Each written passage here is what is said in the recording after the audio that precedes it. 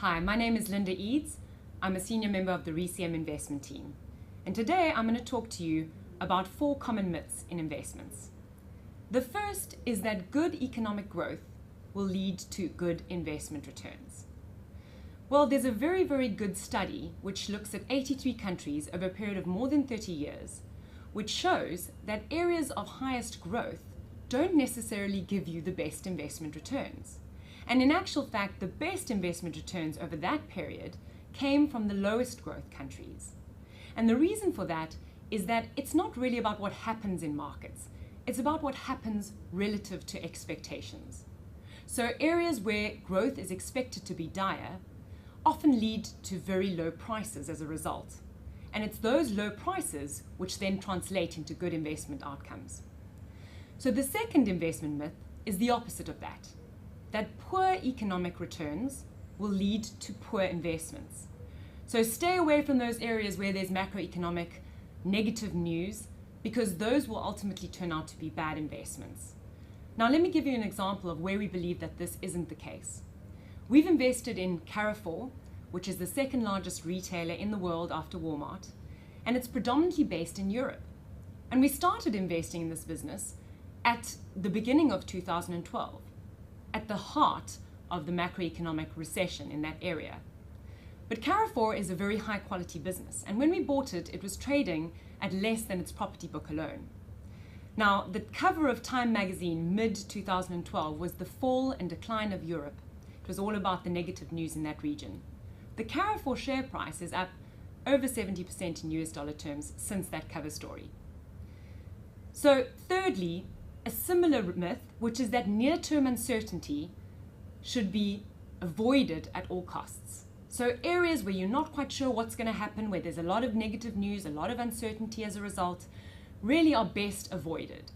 And a good example of that is Greece. Greece a year ago was, of course, a big question mark. No one knew what was going to happen, and the predominant thought was stay away until there is more clarity on the debt default, on the EMU and whether Greece would remain a part of it.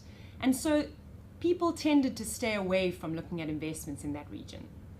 We found 3 high quality businesses there at the time, and because of the uncertainty and negativity, these businesses were trading at spectacular undervalued levels. We bought Coca-Cola Hellenic, Titan Cement, and Hellenic Exchanges, and all 3 have performed phenomenally well, in excess of 50% over the last year, showing you that really sometimes uncertainty is precisely when you should be looking for high quality investments. Lastly, I'd like to talk about the myth that a good company is always a good investment. So there is this belief or mindset that if you buy a good company, a solid company, that you can buy it at any point in time and simply hold it and it will turn out to be a good investment for you. Let me give you an example of where that was not the case. Microsoft is a fantastic business. I don't think any of us would say that it isn't a high quality business. We all use its products, and even free offerings from its competitors have not really made much of a dent in its market share. Yet, Microsoft was very, very popular in the lead up to the tech boom and then subsequent bust, and in fact appeared on the cover of Time magazine. Bill Gates was on the cover 7 times up until the peak. Now, Microsoft fell by 63% from its peak. It wasn't because it was a bad company. In fact, it was still delivering fantastic fundamentals. But it was trading at an 84 price to earnings ratio at the top of the market. It was overpriced.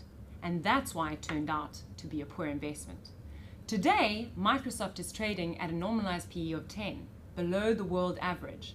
And so today, that good company, which continues to remain a good company, is today a good investment. So where a good company, and especially when it's a good story at the same time, that really is a warning sign often. So the obvious question is, what is the big story today? And I leave you with the cover of Time magazine, December 2012. Thank you.